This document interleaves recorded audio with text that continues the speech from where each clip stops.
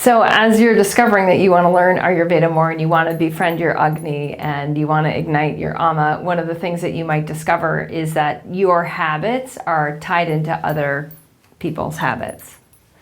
And this is a big realization, so it's good to actually pat yourself on the back for having this realization. And if you haven't had this realization, now's time, more or less, the time to have this realization. So let's figure this out. If are our habits communal? Is really the question here. And if they are, and we want to feel better in our body, and we want to know this life and optimize our experience here as a human being, meaning that we are living the life we want, we're spending our time the way we want to spend our time, we're investing our energy in the projects and the people we're more, most interested in every single day, right? Like we want to live this life aligned. Then all of a sudden we might get caught up in like, wow, if I'm going to honor my own digestive fire and not keep eating foods at inappropriate times for my body to digest them and not eat for emotional reasons because I have these emotions that are involved with these people in my life, and wow, I'm going to have to get into all that. Then welcome to studying Ayurveda. And this is how it works. This is how we increase or up-level our integrity, is by dealing with a lot of the issues that are beneath the surface. So what I'm going to talk about in this section is, are our habits communal, and how to get to know very quickly if your habits are communal through starting to shift when you're eating into a time when your body can digest, and when your body can actually start to digest some of the toxins that are in your physiology, which means they're usually in your fat tissue. And in order to burn what's in your fat tissue, you have to burn fat. And in order to burn fat, you can't just put stuff in your pie hole all the time, because then your body will process whatever in your blood sugar. To burn your fat, you have to have already depleted what's in your blood sugar and start to metabolize your fat tissue. So that's what we're going to talk about in this next section. Okay, so this question of, are your habits communal? One of the easiest ways to find out is if you try to shift when you're eating. And if you notice you can shift when you're eating and it doesn't affect anyone else in your life, then like fantastic. Your habits around eating are not communal. So they're not necessarily communal for everyone. But for most people that I work with, our habits are communal. And one of the ways to find that out is as you decide, like, okay, I'm going to burn through some of my ama. I'm going to burn through some of my toxicity. I'm really going to learn who I am in this life. I'm going to tap into my physiology and awaken my subtle anatomy and have more energy and more clarity and better intuition. Like, I'm all in. I'm going for it. And all of a sudden you're like, oh boy. Now, what I notice is that like daylight hours are somewhere on the clock, maybe depending on where you live, between 7 a.m. and 7 p.m., right? And all of a sudden, if you notice, like, oh, we eat dinner at 8, like now, ooh, who's the we? And so what we find is outside of us, all of a sudden, there's our peeps. I call them our core peeps. And the reason I use peeps is because, in ancient times, these were our families. But now we have all different sorts of living arrangements. And so whoever the core peeps that you share a table with, whoever the core people that influence when you eat are, those in this example, for just getting your digestive rhythm set, these are your core peeps.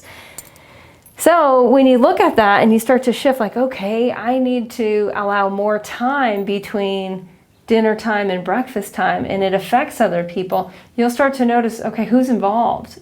Because if other people are involved, then you're going to have a conscious conversation with them of like, okay, I'm shifting my eating schedule. How can we make this work for us, etc. And that's a good place to start. We're not going to go into all that. Like I said, when you tap into Ayurveda, it kind of explodes this whole world.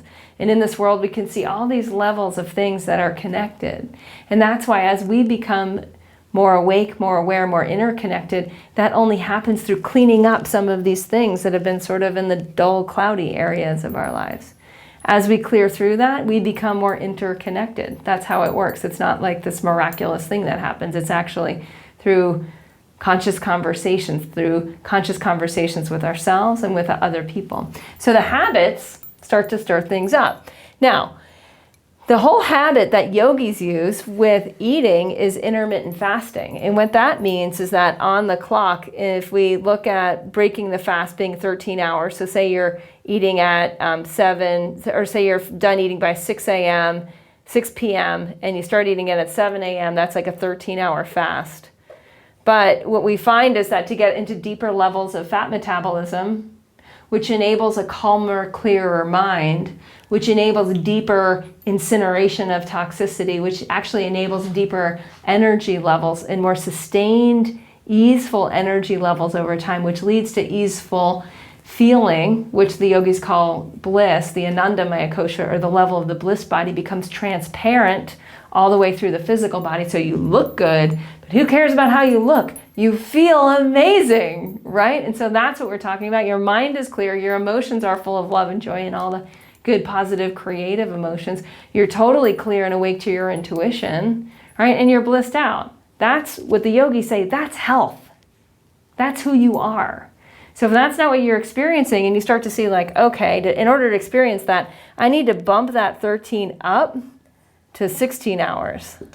16 hours of a fasting time, or fast time, and 8 hours of feed time.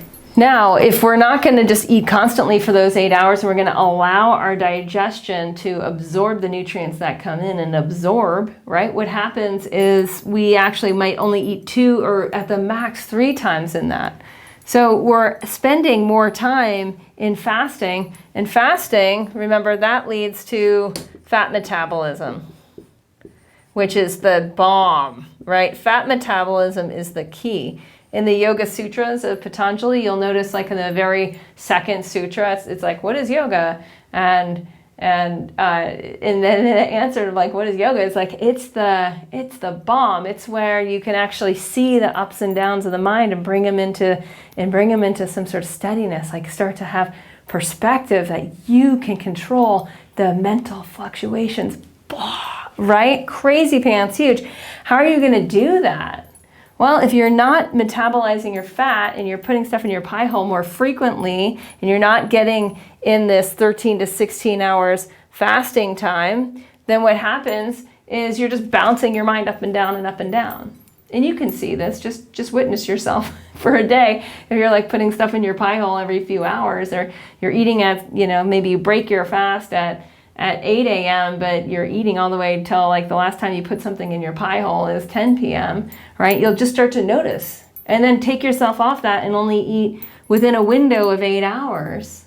And only eat 2 to 3 times. And try to do that for a few days. And just start to notice like, oh, wow, how my mind runs is depending on whether I'm metabolizing my fat or whether I'm metabolizing what's in my blood sugar, right? So we have fat metabolism or we have sugar metabolism. If you're in sugar metabolism, guess what you crave? Sugar. If you're in fat metabolism, guess what you crave? Really good fat, like really good fat, not the crap, right? But the good fat. And you start to notice like, oh, wow, that feels so good, right? Because you're going to burn it for a long time. So, are your habits communal? Is it easier for you to shift into a 13-hour to a 16-hour fasting time? And if not, you start to get really interested of like, oh, how is this connected to what's going on with my core peeps? How am I going to come into right relationship with what's right for my body, right, which is in here, and what's right for my relationships, and how am I going to restructure all that? And that's why, like, when you really start to study Ayurveda, you start to notice, like, whoa, it starts to change everything. It starts to bring everything into integrity, so that your children or whoever you're spending time with actually learn about this, and they start to learn about, oh, the self-perpetuating mental craziness, and the wheel, the cycle that leads to of not having control of time and not having control of space. So many people I work with have a cluttered environment. They live among toxicity in their own environment, right? And what's on the outside is on the inside. What's on the inside is on the outside. And we start to realize as we increase our body's ability to metabolize fat, our mind gets calm. We become more in control of our time because we have more mental capacity, mental clarity. Yes to this, no to that, right? We have boundaries around how we're living, so we're really clear about our sleeping time and our movement time. It starts to trigger a totally different way of living in our body. So what's interesting, I asked this question, are your habits communal, to the yoga health coaches? And we had a 2-hour discussion on it. And in the beginning, they were like, yeah, I think our habits are communal. And by the end, they were like, whoa. And what we did is we looked at, what if all of our core peeps were fasting in a 16-hour phase? Just imagine, whoever you eat with, that they have fasting time and feed time. And it's in alignment, like they're aware of it and they're doing it in alignment with their physiology.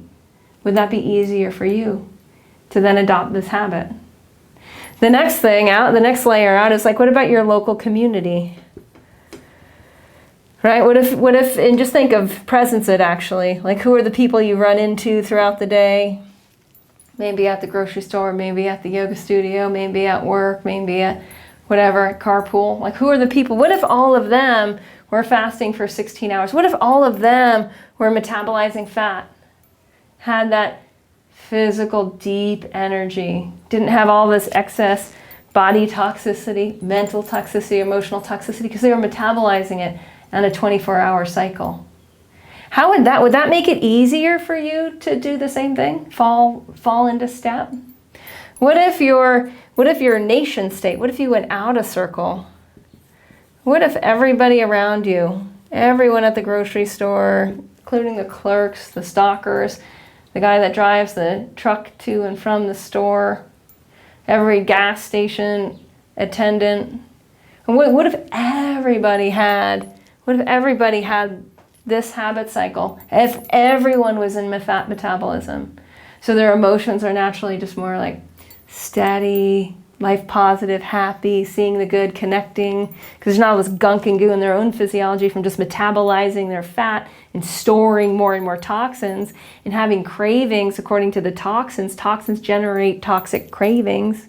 What if all that was gone? And you're surrounded by people that are craving good nutrients, local nutrients, nutrients that are just chronically alive, full of energy, full of life force, and their emotions are love and joy and connected. Would it be easier for you to step into a longer fasting time? I think the answer becomes pretty obvious, right? Oh, my habits are communal. So are your habits communal? The way to find out is to try to change a habit. And when you start to get, oh wow, Ayurveda and really knowing this life and being in deeper integrity is a lot about these little micro habits I have through the day. And even the macro habits I have around when I feed myself and how long I fast for, how long I allow rest and digest for. How deeply do I metabolize my fat so my fat cells turn over? Do I have habits that do that for me on a daily basis? And if I don't, and I'm like, oh, I ought to change those habits, then you start to get to like, okay, if I try to change those habits, which relationships does that affect, right? And all of a sudden you can see like, okay, there's a lot to this. And it brings up some other problems. That's what we're going to get into next, is what are some of the problems